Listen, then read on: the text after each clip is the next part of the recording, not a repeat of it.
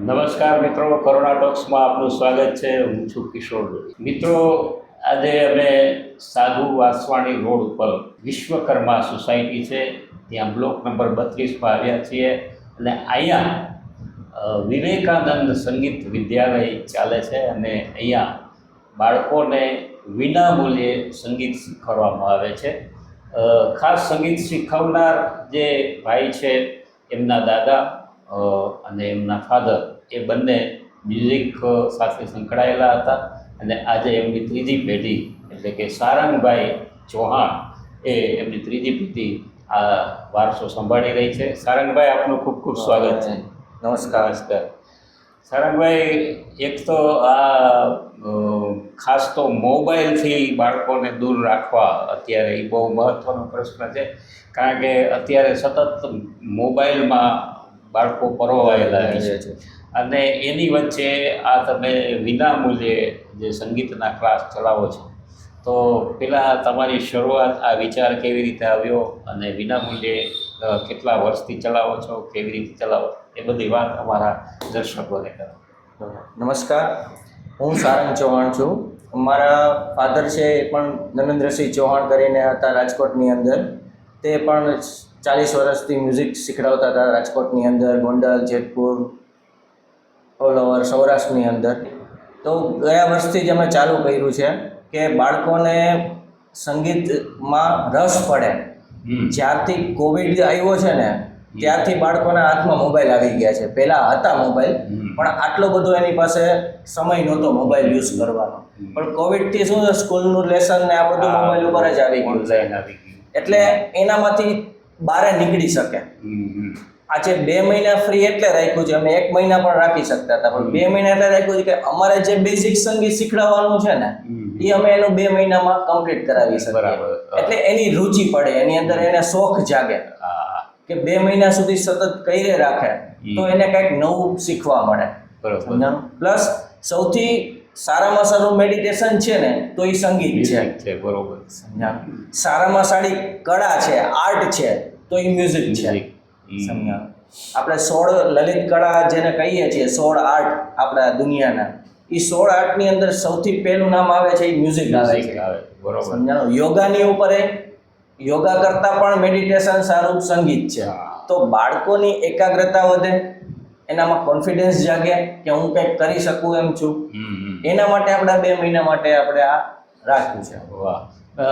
સારંગભાઈ, music છે, આપણે વાત કરીએ મ્યુઝિક થેરાપી પણ હા છે, સરસ છે, કારણ કે ઘણી બધી દવાઓ જેને અસર ન કરી હોય એમને મ્યુઝિકથી સારું થઈ જતું હોય છે. તો આ બાબતે આપ શું માનો? એમાં ઘણા બધા રાગો એવા છે, જેમ કે તમે 2-5 વર્ષ સુધી કલ્યાણ રાગ ગાયા કરો તો જેને ગળામાં અચકાવાની, જે તોતરું બોલતા હોય આપણે જેને કહી શકીએ, કે બોલતા બોલતા અચકાઈ જતા હોય, તો એની બીમારી છે એ ખાલી કલ્યાણ રાગ ગાવાથી નીકળી જાય છે. વાહ. પણ આ વસ્તુ હોમિયોપેથિક કરતાં પણ થોડી અઘરી છે. જેમ આપણે કહીએ ને કે આયુર્વેદિક થોડોક લાંબા ગાળે તમને ફાયદો કરે, એમ સંગીત છે એ તમને લાંબા ગાળે ફાયદો કરે. પણ એ તમે ચાલુ રાખો એટલે તમને 1-8 વર્ષની અંદર એ તમને ડિફરન્સ એમાં દેખાય આવે. બરાબર. પછી ઘણા બધા એવા છે કે જેને ગાયો ઉપર પણ રિસર્ચ કર્યું છે કે ગાય રોજનું 10 લીટર દૂધ આપતી હોય તો 12-13 લીટર આપવા માંડે છે ખાલી મ્યુઝિક સાંભળવાથી. એ આપણું ક્લાસિકલ સંગીત સાંભળવાથી. પછી બીજું વસ્તુ છે કે ઓસ્ટ્રેલિયાના લેટસ કરીને વૈજ્ઞાનિક છે, એને આપણા ક્લાસિકલ મ્યુઝિક ઉપર રિસર્ચ કર્યું છે, ઇન્ડિયન ક્લાસિકલ ઉપર, કે આપણા મગજની અંદર ડિલીટનું બટન નથી. આપણા મોબાઈલની અંદર રેમ ભરાઈ જાય કે મેમરી ભરાઈ જાય તો આપણે ડિલીટ કરી દઈએ છીએ, બરાબર છે. આપણા મગજની અંદર ડિલીટનું બટન નથી.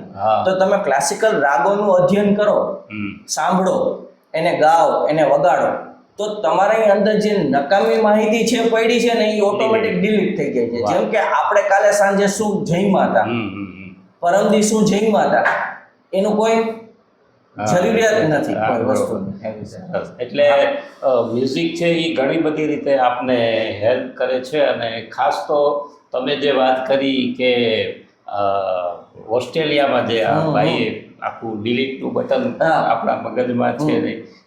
અચ્છા, અહીંયા શું શું આપણે શીખવાડીએ? આપણે અહીંયા ગાયન, હાર્મોનિયમ, ઓર્ગન, તબલા, ગિટાર આ બધા ઇન્સ્ટ્રુમેન્ટ શીખડાવીએ છીએ. વેસ્ટર્ન અને આપણા ઇન્ડિયન ક્લાસિકલનો સમન્વય કરી અને અમે એક આખો કોર્સ બનાવ્યો છે. હા હા એ કોર્સ ઉપર અમે સ્ટુડન્ટને શીખડાવીએ છીએ કે સ્ટુડન્ટને એમ ન થવું છે કે હું ખાલી ક્લાસિકલ જ શીખું છું હા, હા. અને વેસ્ટર્ન ઉપર અમારે થોડુંક જવું પડે અત્યારની પદ્ધતિ મુજબ થોડુંક એવી રીતે.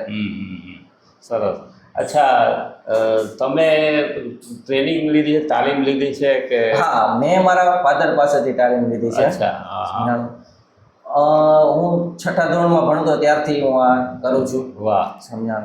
અચ્છા, આ મ્યુઝિક છે તો મ્યુઝિકની અત્યારે જે લાઈવ ટીવીમાં જે પ્રોગ્રામ આવે છે, લાઈવ જે આવતા હોય છે, શો આવતા હોય છે, કોમ્પિટિશન આવતી હોય છે, તો એને અને આ સંગીતને એ પછી બાળકોમાં એવો કોઈ ક્રેઝ કે એવું કંઈ જોવા મળે છે? આપણે ગુજરાતની અંદર એવું છે કે છે ને બધા બિઝનેસ માઇન્ડ છે. હા. સમજાણ. આમાંથી છોકરાઓ એટલા માટે જ આપણે ફ્રી ટ્રાયલ બેચ રાખીએ છીએ કે છોકરાઓ એ સમજીને આગળ વધે. સમજાણું. કે ખાલી વેકેશન પૂરતું નથી, આની પાછળ થોડોક સમય આપવો પડે. એકાદ વર્ષ તમે શીખો, તમે એની પાછળ મહેનત કરો તો આ બધા જે રિયાલિટી શોમાં તમે જુઓ છો કે પશ્ચિમ બંગાળના છે, મહારાષ્ટ્રના છે, આ લોકો છે એ વધારે પાવરફુલ હોય છે. હા હા. શું કામ? એને કારણ કે હરેકના ઘરમાં કોઈ પણ એક આર્ટિસ્ટ હોય છે. બરાબર. એના મમ્મી પાપા દાદા દાદીમાંથી કોઈ પણ એક આર્ટિસ્ટ હોય છે. એ એના છોકરાઓને આ વસ્તુ શીખડાવે છે કે ભણવાનું તો કરવાનું જ છે તમારે, પણ સાથે સાથે તમારે તમારી લાઈફમાં એન્જોયમેન્ટ માટે આ વસ્તુ તમારે કરવાની છે. કે તમે ઘરે બેઠા તમારે 1 કલાક ક્યાં વહી જશે ને તમને ખબર નહીં પડે જો સંગીત તમારી પાસે હશે ને તો. વાહ, સારંગભાઈ, બહુ જ સરસ આપે વાત કરી. અમારી સાથે જોડાયા કરુણા ફાઉન્ડેશનમાં અને અમારા દર્શકો સાથે આ સંગીત વિશે વાતચીત કરી. આપનો ખૂબ ખૂબ આભાર. ધન્યવાદ. ધન્યવાદ.